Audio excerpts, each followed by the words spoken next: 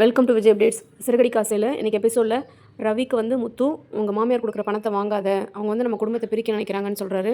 ஆனால் மனோஜ் வந்து நீ அந்த பணத்தை வாங்கிக்கோ அப்படின்னு வந்து தம்பிக்கு அட்வைஸ் பண்ணுறாரு. உனக்கு சேர வேண்டிய பணம் தான், நீ வாங்கிக்கோ அப்படிங்கிறாரு. எத்தனை டிகிரி வாங்கியிருக்கேன்னு தெரியல, எத்தனை டிகிரி படிச்சேன்றது முக்கியம் இல்லை, உன்னால சொந்தமாக ஏதாவது செய்ய முடிஞ்சுதா? உன்ன மாதிரி அப்பா பணத்தையும் இல்லை மாமனார் பணத்தையோ எதிர்பார்த்து அவன் இல்லை அப்படின்னு சொல்கிறாரு முத்து. இங்கே பார்த்தீங்கன்னா கல்யாண மண்டபத்துலேருந்து ஒரு மேனேஜர் ஃபோன் பண்ணி மீனாவை வந்து வர சொல்கிறாரு. மீனாவும் வந்து போகிறாங்க. அவங்களுக்கு வந்து கல்யாண ஆர்டர், அந்த ஃபுல் கல்யாண ஆர்டரும் வந்து அவங்களுக்கு கிடைக்கிது. மேனேஜர் வந்து கேட்குறாரு, இதை செஞ்சு முடிக்க எவ்வளோ ஆகும்னு கேட்குறாங்க. இது எப்படியும் ஒரு 2 லட்ச ரூபா ஆகும் அப்படின்றாங்க மீனா. அப்போ நான் 2,50,000 நான் போட்டுக்கிறேன், 50,000 எனக்கு கமிஷன் அப்படின்னு சொல்லி ஒரு பேப்பரில் வந்து அக்ரிமெண்ட்டில் வேறு சைன் வாங்குறாங்க. மீனா வந்து யோசிக்கிறாங்க.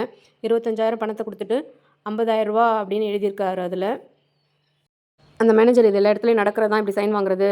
25,000 என் கமிஷன் எடுத்துகிட்டு உங்களுக்கு 25,000 கொடுத்துருக்குறேன், 50,000ன்னு எழுதி சைன் வாங்கிடுறாரு. மீனாவும் வந்து சரின்னு சைன் பண்ணிவிட்டு போயிடுறாங்க. அவங்க வந்து வெளியில் போனதுக்கப்புறம் அந்த இடத்துக்கு வந்து சிந்தாமணி வந்து வராங்க.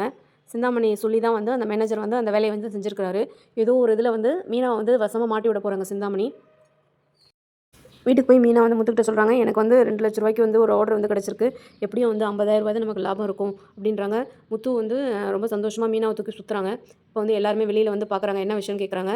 அப்போ வந்து அண்ணாமலைகிட்ட வந்து முத்துவும் மீனாவும் இந்த விஷயத்த சொல்கிறாங்க. அண்ணாமலையும் வந்து நீ வந்து நல்லா வருவ அப்படின்னு சொல்லி மீனா வந்து வாழ்த்துறாரு. 30,000 நிற்குமா? இதுக்கு போய் தூக்கிட்டு சுற்றிக்கிட்டு இருக்கான். பாத்தியாப்பா, 2 லட்சங்கிறது ஒரு முன்னேறணும்னு நினைக்கிறது தப்பு இல்லைம்மா, ஆனால் அடுத்தவங்க முன்னேற்றத்தை ஏறனமாக பேசக்கூடாது. ரவி ஸ்ருதி 2 பேருமே வந்து மீனாவுக்கும் முத்துக்கும் வந்து அவங்களோட வாழ்த்தை வந்து சொல்கிறாங்க.